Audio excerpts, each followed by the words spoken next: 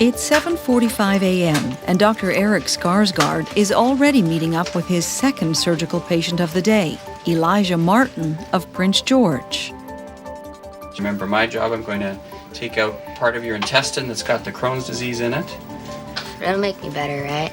It will. You've been putting up with your Crohn's disease for quite a few years now, and Yeah.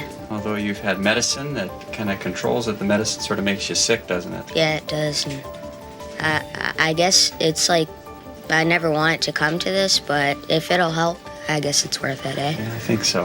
Yeah. Okay, Elijah, I gotta head downstairs. There's a little baby we gotta do a quick operation on first, and then we'll come and get you down there, okay? All right, cool. Okay, see you soon. All right, see you. Okay. I probably do between 400 and 500 surgeries a year. A day like today where I'm doing two bigger cases, I got one little hernia done first thing, and then the other two cases have taken up the rest of the day. Elijah's mother, Yvette, is allowed to stay with her son until he is anesthetized. I can't.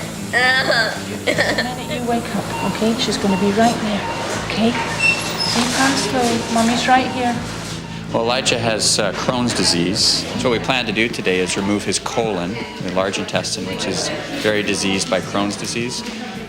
We will be using new technology, laparoscopy, where we will be able to free up his entire colon in his abdominal cavity without really making an incision. And then we make just a fairly small incision, probably just a 3 or 4 inch incision to remove the colon, whereas before we would have had to make a 8 or 10 inch incision. And so this will really facilitate Elijah's recovery. He'll be in the hospital for a shorter period of time. He'll return home quicker. He'll be back to his usual physical activities sooner, and he'll have a small scar. After operating on Elijah for more than 3 hours, Dr. Skarsgård visits his next patient, Olive Roberge of Vanderhoof. Because of a rare disorder, some of baby Olive's intestines don't function properly. Today, her colon will be removed, and her small intestine will be attached to her rectum. Are you ready? Are you ready? Hey, Elijah. Found somebody out here waiting for you. Look who's here. It's all over. It's all over, honey. I feel like crap. You feel like crap. That's pretty normal. Over in the OR, Olive is nearly ready for surgery. So when was the last time you had something to eat? Oh, I had something at about 5:45 this morning. How long ago was that? Oh, that looks like it's about 8 hours. But I would say pretty typical would be an 80-hour week, maybe a bit more if I have a lot of call or a lot of night work. On most days, Dr. Skarsgård also sees inpatients, some of them new to Children's Hospital, and some of them not so new. Morning. Hi, Dr. Skarsgård. Hi, Asher. Hi, Santana. How are you? Let me see if I can move this leg. I couldn't even touch it last night.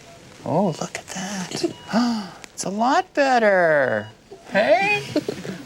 I had done quite a bit of pediatric surgery, even been working as a surgeon before I had my own twin girls. And like so many of the parents that come here scared and vulnerable, and I think that's an extra obligation that I have as a parent to try and address those anxieties and fears of families that I can now better appreciate as a parent myself. Dr. Skarsgård teaches medical students on the fly during the day. He works on research projects whenever possible. And on weekends, there are other duties. The fish. We had to implement this policy for reminding the person on call to feed the fish, because we did have a long weekend where the fish didn't get fed, with an unfortunate outcome, as you might imagine. Hi, how are you? I'm Dr. Skarsgård. Nice to meet you. On this day, a couple of unexpected cases came up, and because he was on call, Dr. Skarsgård ended up working an unusually long shift.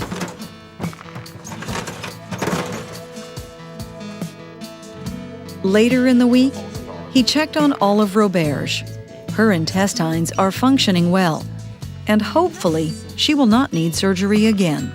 Good stuff. Yeah, I'm starting to... After years of constant stomach pain, Elijah Martin is now pain-free and no longer needs medication for Crohn's disease. All right. See you later. Peace out. Okay. I love that I get to make a difference in kids and families' lives. There are a few things that I can think of that just make you feel that you are useful and that you do good things, and by making a child's life better, or I think that's a great privilege that I have to be able to do that.